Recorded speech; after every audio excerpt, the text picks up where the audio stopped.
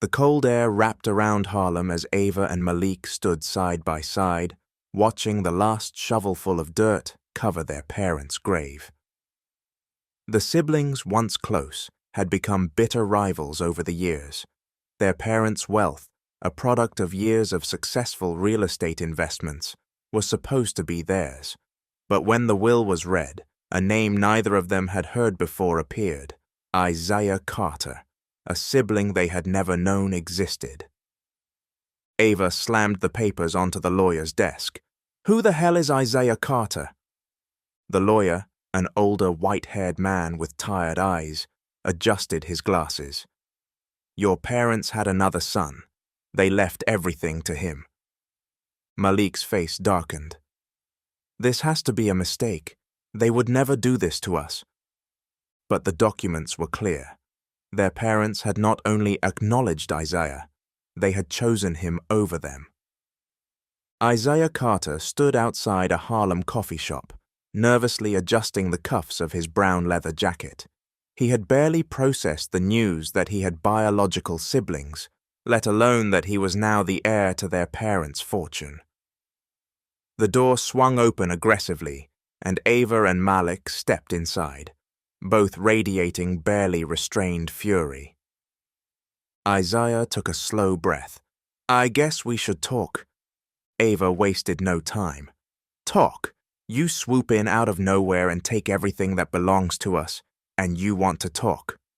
Malik glared, crossing his arms. "We want answers. Who the hell are you?" Isaiah clenched his fists, feeling the weight of their hostility. "I just found out about all of this too. You think I planned this?" Ava's sharp laugh held no humor. "Convenient? You expect us to believe that you had no idea?" Isaiah pulled out an old letter, placing it on the table between them. "This was the first thing I got from them, a letter from our mother, apologizing for everything. I didn't ask for this." The letter sat between them, a silent, heavy presence. Malik finally exhaled, his anger dimming just slightly. "Then why did they pick you?" Isaiah shook his head. "I don't know, but maybe we should find out together." Ava and Malik sat across from Mr. Reynolds again, their minds spinning with the weight of what they had learned. "Why would they give him up?" Malik asked, voice tense. Mr. Reynolds leaned forward, his face lined with the weight of the past. "Your parents were young when Isaiah was born. They weren't the people you knew them to be yet. They struggled, financially and emotionally, and they made a choice they regretted every day after." Ava folded her arms. "Then why didn't they tell us? Why not bring him back into our lives?" Mr. Reynolds sighed. Guilt, fear. They didn't know if he would want to know them. By the time they had the courage to reach out, it was too late. They decided that the best way to make amends was to give him everything. Malik's hands tightened into fists. "They spent years teaching us about loyalty, family, and they had a secret son." Ava's voice softened. Maybe they were trying to make things right in the only way they knew how. Ava scrolled through the estate documents, her fingers tightening around the crisp pages. "This isn't just some inheritance. This is our parents' entire legacy." Malik exhaled sharply. $25 million, Ava. That's what we're talking about here. Properties, investments, accounts. And all of it goes to Isaiah. How does that make sense? We were the ones who helped build this empire. Isaiah leaned back in his chair, visibly uncomfortable. "You think I asked for this? I grew up with nothing. Foster homes, group homes, no trust fund, no loving parents. I barely scraped by, and now you two act like I schemed for this." Ava's expression hardened. "Whether you asked for it or not, you're in the middle of a war now." Isaiah's childhood had been defined by struggle. Foster homes filled with strangers, nights spent wondering why he wasn't good enough to keep. Now he had answers, but they only deepened the wound. "They gave me up because they were fighting?" Isaiah's voice was barely above a whisper. That's what the lawyer said. Malik scoffed. They weren't just fighting. Dad was broke. Mum wanted out. She got pregnant, and rather than dealing with it, they hid the pregnancy and shipped you off. They never even told their own families. Isaiah's jaw tightened. So they built this life, got rich, and just forgot about me. Ava looked away, guilt creeping into her expression. Maybe they thought they were protecting you, or maybe they just wanted to forget. The battle lines had been drawn. Ava and Malik against Isaiah. It was no longer about money.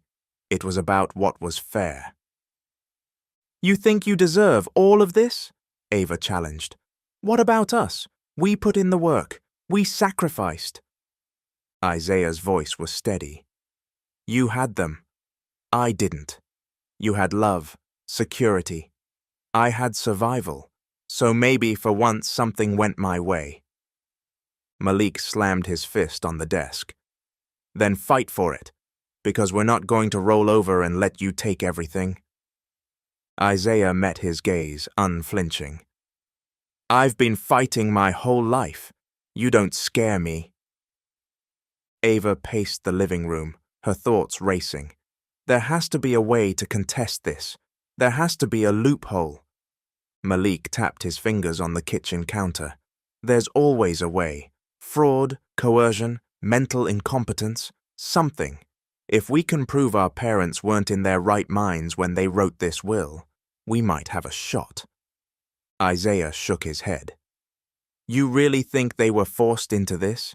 They did it because they wanted to, because they felt guilty. Ava scoffed. And you don't find that suspicious? They never once mentioned you. Not to us, not to anyone. They spent their entire lives hiding you, and suddenly they leave you everything. Ava and Malik sat down with their aunt, Lorraine, hoping for answers. Lorraine sighed, sipping her tea. Your parents disappeared for almost a year before you were born, Ava. I always thought it was strange. They came back suddenly, never talked about where they'd been, but we never questioned it. Malik leaned forward. You think that's when they had Isaiah? Lorraine nodded. If they did, they hid it well. Your mother always had a way of making people believe what she wanted them to. Ava frowned, flashes of her childhood surfacing. I remember a trip. A long one. We were in a different house, but it didn't feel like home. I thought it was a vacation. Malik's expression darkened. They took us away so we wouldn't remember, so we wouldn't know. Isaiah sat alone in his apartment, staring at the walls, covered in old photographs of people he barely knew. He had spent his life wondering where he came from, and now he had answers, but they only made things more complicated. He had been given up, not out of love, but out of necessity. His parents were struggling, young, desperate. They had hidden their shame and built a new life, one without him. Isaiah clenched his fists. They didn't choose me then, but they chose me now. His girlfriend, Kayla, walked in, concern on her face. You okay? Isaiah exhaled. No, I just inherited $25 million from people who didn't even want me, and now I have 2 siblings who think I stole it from them. Kayla sat beside him, taking his hand. Then maybe it's time to stop proving yourself to people who don't deserve you. Ava sat on the edge of her bed, her mind reeling. The injustice of it all clawed at her. Her parents had betrayed her. How could they erase her and Malik like they never mattered? And Isaiah, how could he sit there and act like he was the victim? Malik wasn't faring any better. He sat alone in his office, scrolling through legal documents on his laptop. He had spoken to an attorney earlier in the day, but the conversation left him feeling hollow. Contesting the will was possible, but difficult. They would have to prove their parents had been mentally unfit, manipulated, or coerced. The reality was, none of those things were true. Isaiah, meanwhile, felt like a trespasser in a life he didn't ask for. He had spent years scraping by, and now he was thrust into a world of privilege and resentment. He wanted to reach out to Ava and Malik to make them understand, but they had already drawn their battle lines. Tensions escalated as Ava and Malik reached out to extended family, trying to uncover more about their parents' past decisions. Some relatives were sympathetic, others hesitant. Aunt Lorraine had more to say. "I always wondered about that time," she admitted. "They left in the middle of the night, barely told anyone. When they came back, everything had changed. They weren't the same people." Ava's stomach churned. So they really planned this. They knew they were going to give Isaiah up before he was even born. Malik exhaled sharply. They ran away to hide their shame, and now we're the ones paying for it. Meanwhile, Isaiah was caught in a different battle. Kayla had always supported him, but now she questioned whether the money was worth it. "I don't want to see you lose yourself over this," she told him. "They may have given you money, but that doesn't mean they gave you a family." Isaiah didn't know what was worse, the resentment from his siblings or the fear that Kayla was right. As the days passed, the lines between them deepened. Malik dug into financial records, trying to find any irregularities in the will. Ava confronted former friends of their parents, pressing them for information. Isaiah withdrew into himself, unsure of how to handle his newfound wealth and his siblings' anger. Ava and Malik sat down with a lawyer once more. "If there's evidence that they were under undue influence," the lawyer explained, "we could challenge this, but sentiment alone won't win you a case." Ava's hands tightened into fists.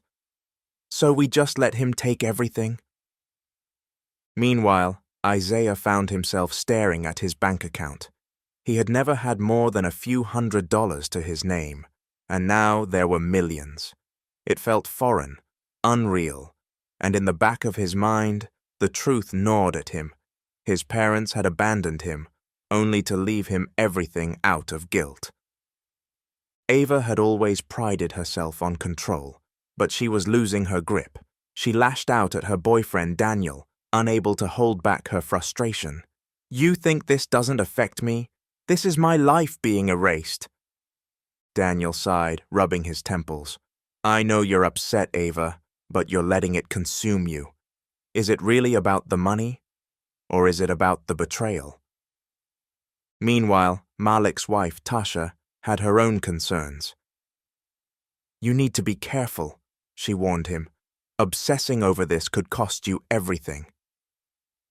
Isaiah, feeling suffocated by guilt, made a decision. He needed to talk to them, to make them see that he wasn't the villain they thought he was. But when he reached out, Ava wasn't ready to listen. "You're not my brother," she spat. "You're just the mistake they didn't want to admit." Isaiah recoiled as if she had slapped him. Any hope of reconciliation crumbled in that moment. Ava sat in the dimly lit corner of her apartment, staring at the flickering candle she had lit for her parents. She had been so consumed with fighting Isaiah, with trying to take back what was hers, that she hadn't allowed herself to grieve. The last real conversation she had with her mother played on a loop in her head. Had her mother already known then that she would be leaving everything to Isaiah? Malik was having a similar battle. He had barely had a moment to process his father's absence. The man who had taught him how to ride a bike, how to shake hands properly, how to fight when necessary, was gone. And now, instead of mourning, he was drowning in legal documents, combing through estate records, searching for something, anything, to undo what had been done. Isaiah, on the other hand, was trying to understand what it meant to grieve people he never truly knew. He stared at a framed photo of his biological parents, a gift left for him in their will. They had given him life and taken it away all in the same breath. How was he supposed to mourn them when they had been nothing more than ghosts in his life? Ava and Malik met at their parents' house, standing in what was once their father's study.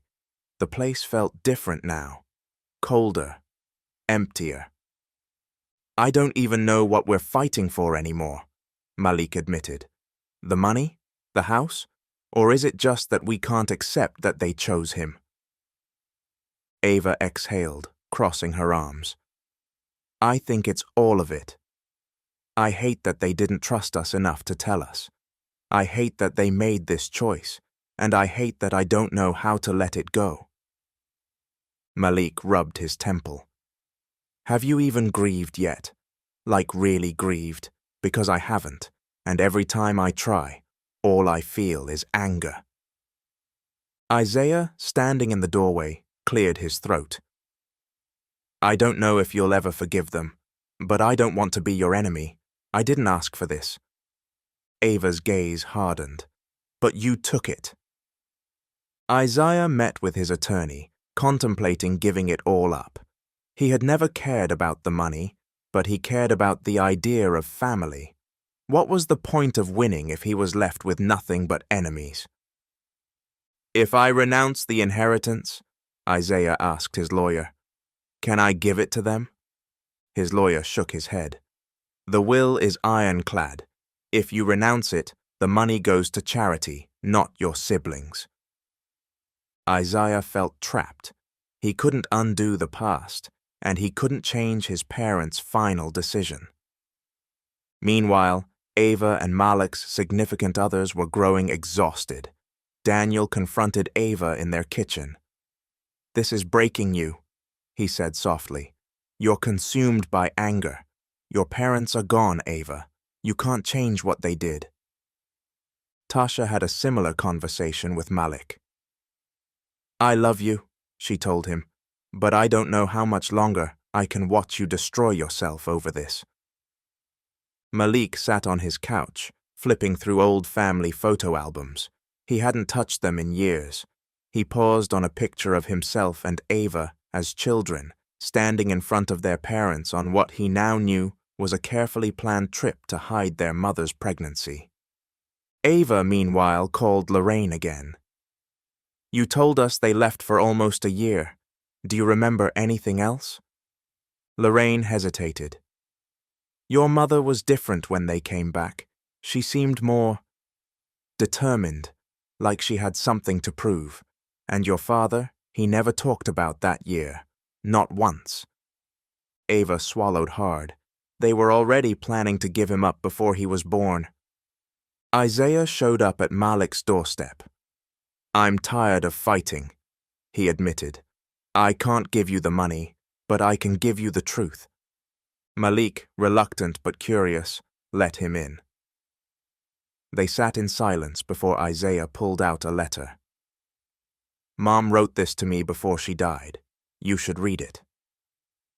Ava arrived minutes later, pausing when she saw Isaiah in her brother's living room. "If you hate me after this, fine," Isaiah said, "but you deserve to know why." Ava and Malik sat across from each other in their childhood home, the heavy silence between them thick with exhaustion. The legal battles, the resentment, and the unresolved grief had taken its toll. Across the room, Isaiah sat near the fireplace, his fingers tracing the edges of a sealed envelope that had arrived earlier that day. "I don't even know if I want to read it," Malik admitted, staring at the envelope as if it might burn him. Isaiah exhaled, setting the letter down in front of them. "It's from them. Maybe it's the last thing they could give us." Ava hesitated before finally picking up the envelope, her fingers trembling. She tore it open and unfolded the neatly written pages, her mother's handwriting unmistakable. She cleared her throat and began to read aloud. "Dear Ava, Malik, and Isaiah, by the time you read this, we will no longer be here, and you will have many questions, many wounds we were never brave enough to explain in person. We failed you all in different ways. When we had Isaiah, we were struggling in ways we couldn't bear to admit. We had barely enough to feed ourselves, let alone another child. The choice to give him up was never about love. It was about survival. But as we built the life we always wanted for our family, the guilt of that decision never left us. We knew that leaving the majority of our estate to Isaiah would hurt you. We don't expect you to understand our decision, but we ask that you try. Our love for all of you was never unequal, but our regret for what we took from Isaiah was something we could never reconcile in our lifetime. This was our way of trying to make amends. That being said, we would never leave you with nothing.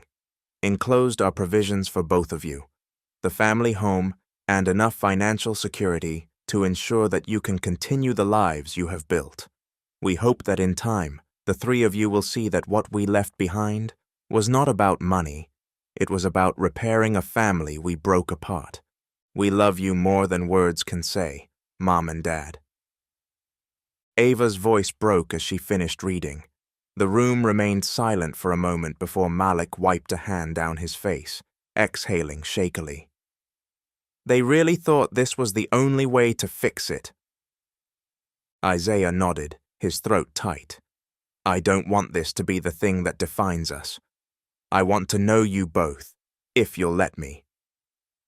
Ava reached for his hand hesitantly, Malik following suit, their fingers linked for the first time as siblings, not as rivals, not as enemies, but as something new, something healing.